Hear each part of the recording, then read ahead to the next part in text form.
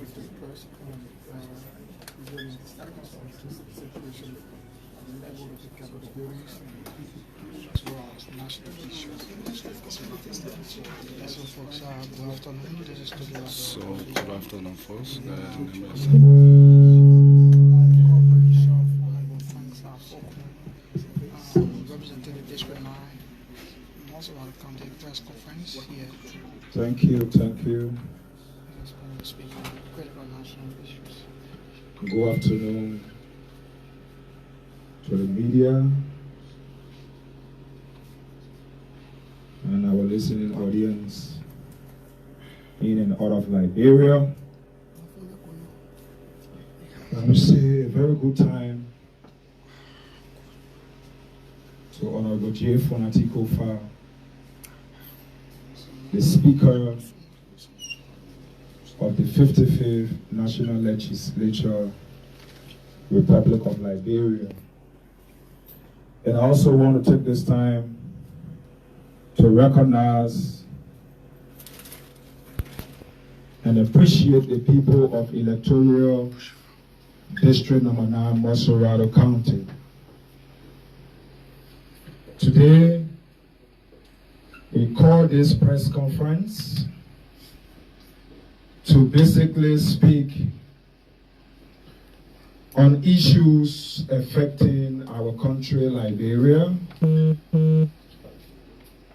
And we also came here today to inform the world about what should be expected through the bad governance practices by the Unity Party-led government under the stewardship of Mr. Joseph Yuma Boakan Sr. and his deputy, Jeremiah Kun. Basically, as a government, what was expected when you took over as a government, we as Liberians expected you as the president of this country after election to have unified the country, bring us together as citizens after elections. But instead, you begin by dividing this country, by doing unconstitutional things, making unconstitutional decisions, violating the rights of Liberians who had their tenure positions. You begin by violating their rights. We spoke about this, and we saw this as a bad beginning. Howbeit, we are on record of speaking against those very bad practices from your government, Mr. Boakan. What we taught in good governance, you have come after reconciling the country, you have put us together as a country. And Mr. President, we thought you have made available your national development plans. Because during the campaign, what we have realized that the Liberian people emotionally voted for you on the basis of those different false rhetorics, propagandas, lies that were given to the Liberian people. Mr. President, you and your campaign team make Liberians in and out of Liberia and our international partners to have believed that you have the fundamental understanding to good governance. And you made a world to have believed that you have transformed Liberia politically, administratively, developmental-wise. But what we saw in the beginning of your leadership was abuse of power, bad governance, and arrogance. And we think, Mr. President, we have reached the stage to cross the line and tell you, hey, Mr. President, this is your bus stop. And you will not cross here after tomorrow, Tuesday, Mr. President. We will not sit in this country and allow you, Mr. Joseph Yuma Bwaka, to abuse the laws of our country. You and your Vice President, Mr. President, this is the end of your act of violating the Constitution of the Republic of Liberia. We will stand up to you in the right way. We will stand up to you through the rules of law. We will stand up with you constitutionally in making sure that the wrong thing is not done by your administration. Mr. President, we have gone a year. You have failed to tell us your agenda. So, Mr. President, to run a government without an agenda, we want to tell you this is not your horse you are running. This is not your hometown school, Wasonga. This is not Wasonga Elementary School you are running.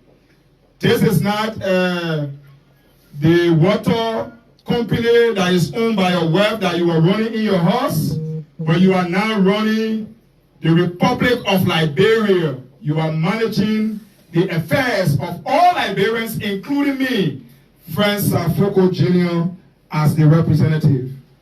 Mr. President, you make us to believe, most especially for my generation, the young people, you make the young people of Liberia to believe that there was going to be enough job creation under your stewardship. Mr. President, you have never shown a sign of hope to the young people of this country. So as a young man representing my district and the young people of the Republic of Liberia, I am here to stand up for the young people of Liberia. I'm not necessarily interested in how you think about this, because this is not about you, Mr. President.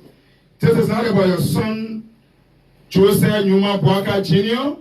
This is not about your son, Tama Bwaka Jr., which is referred to as Tanta, that is known to run a ghetto next door to your house, for which you have played low on the kush, the drugs in our country, that you promised the young people that you are going to fight drugs, but because your son is one of the biggest distributor of drugs in Liberia, who is running a nightclub adjacent your house, because of that, you have compromised the fight against drugs in Liberia. So, Mr. President, it's about time that our friend Saah Foko Jr. and many other young people to stand up. It's about time that we stand up constitutionally in making sure that the needful is done. Mr. President, you have failed to create jobs for the Liberian people.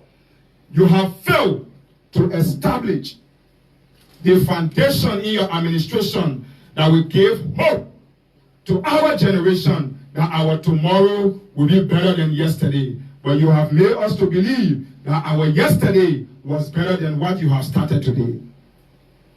Mr. President, you made some promises with your government, and you informed the Liberian people through the same caricature practices you started during your election period. Mr. President, this is not time for lecture.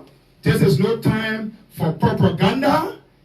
You can lie to come to power, but you cannot lie to stay in power. Mr. President, you promised the Liberian people that HPX was going to get involved with a $700 million deal. Mr. President, we yet to hear from you. Where are we on the $700 million HPS deal? That is not a magic.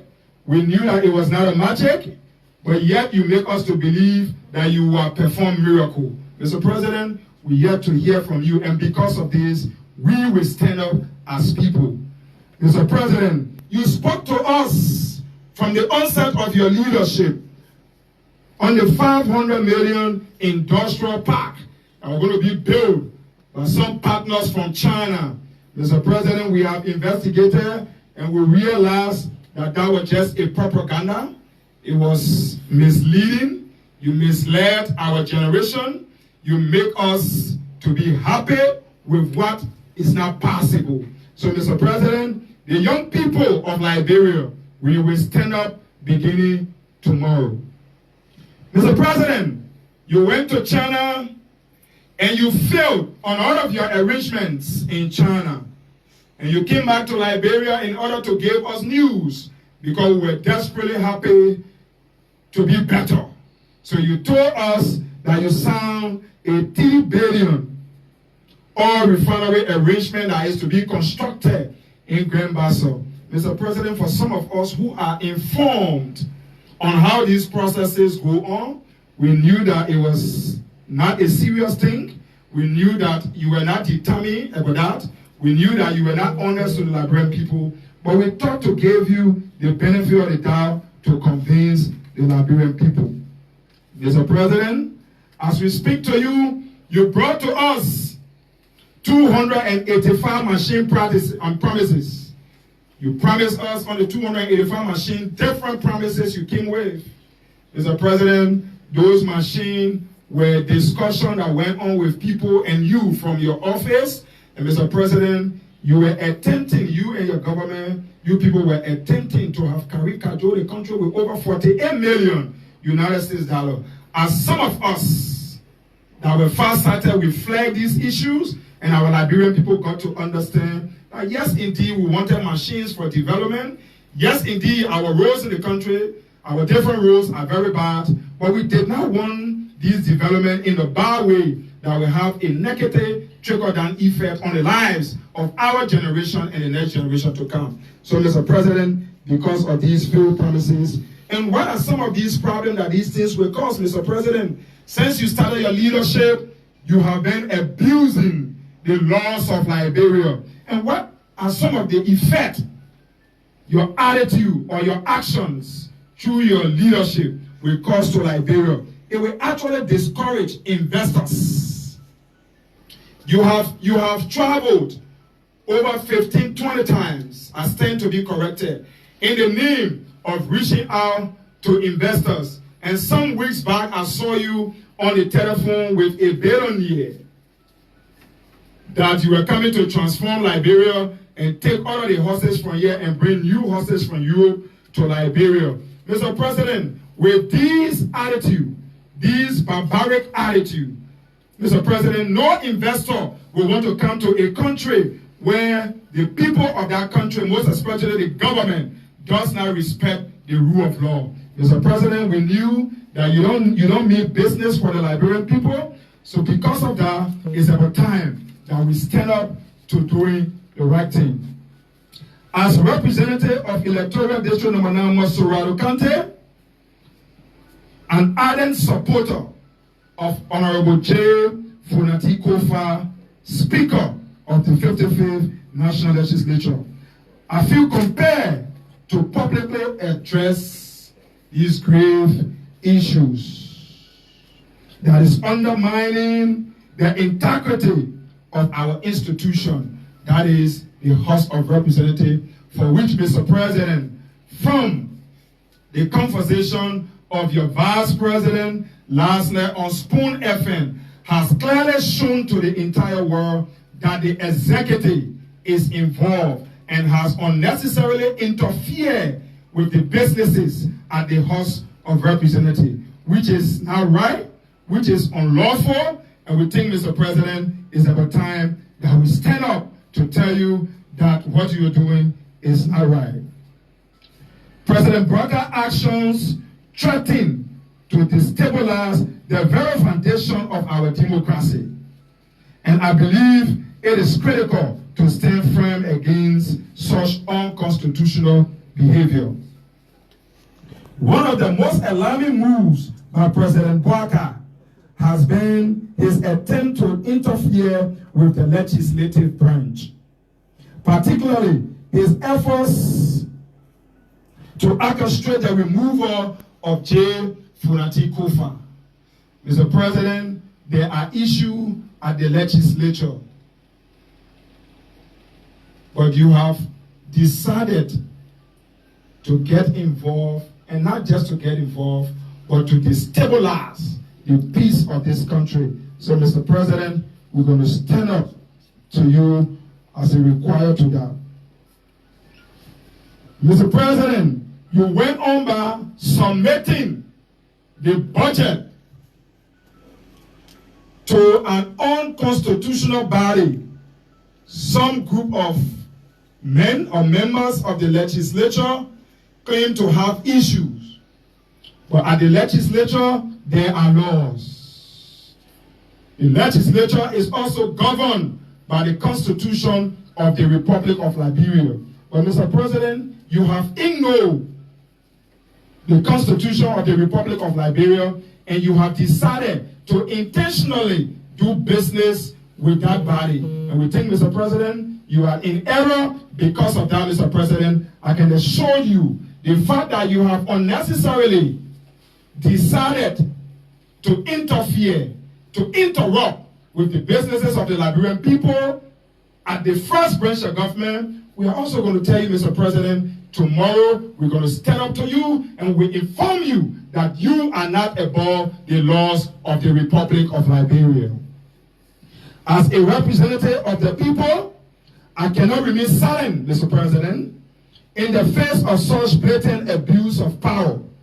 President Bouaka conducts, Mr. President, conduct at the legislature is discouraging, is disappointing, and we believe in our mind, our consciences will not serve us right, and history will remember us on a bad note in allowing President Bouaka to allow these things happen in Liberia. So, Mr. President, I'm officially informing you today that beginning tomorrow, our friend Saah Foko Jr. will stand up to you constitutionally, legally. We stand up to you to make sure that we don't enter 2025 with said barbaric behavior. In light of this troubling development, I am compelled to call on our Speaker, Honorable J. Fornati Koffa.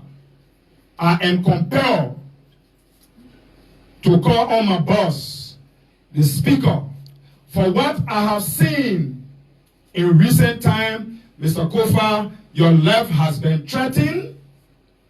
Your life is still threatened. The President has requested for the securities that are assigned to you. He has withdrawn the EPS who are assigned to you. Your security as the Speaker of this country is at stake. I say to be corrected, Honorable Speaker, for the sake of your life and the lives of your family members, your children, your wife. Mr. Speaker, this President does not love you. Mr. President, Mr. Speaker, this President wants to take away your life. Mr. Speaker, this President wants to disgrace and undermine your leadership, for which he has shown over the time where he just mandated you to resign because you stood up and said, Mr. President, the right thing should happen. The President instructed and wrote a statement that was read by the Justice Minister of the Republic of Liberia. Mr. President and Mr. Speaker, I am kindly asking you, if it is true that your wife still works at JFK, Mr. President, Mr. Speaker, I'm asking you, can you please ask your wife to resign as a sign of protest to this wicked government, to tell this President, your wife cannot be working and serving the Liberian people under her will and pleasure. At the same time, this man wants to destroy your life. This man could begin by destroying your life. He could begin by doing that to your wife. Mr. President, the life of your wife is no longer safe under the leadership. If she has resigned, congratulations to you, our mother, and I'm proud of that. If you have not resigned and you're thinking of resigning, because I overheard that, I will ask you to please honorably resign. You cannot be working with Mr. Bwaka, who wants to kill your husband. We are asking you, Mama, for the sake of your life, for the sake of your children, for the sake of the Liberian people, I ask that you please resign. It's a choice, and you can take on to that, because this man wants to kill your husband. For the fact that this man can withdraw the security from your husband, he is after the life of your husband. As our dear mother, how much we love you, how much you take care of us when we go around, we are asking you to do the honorable thing to save your life and save your husband's life.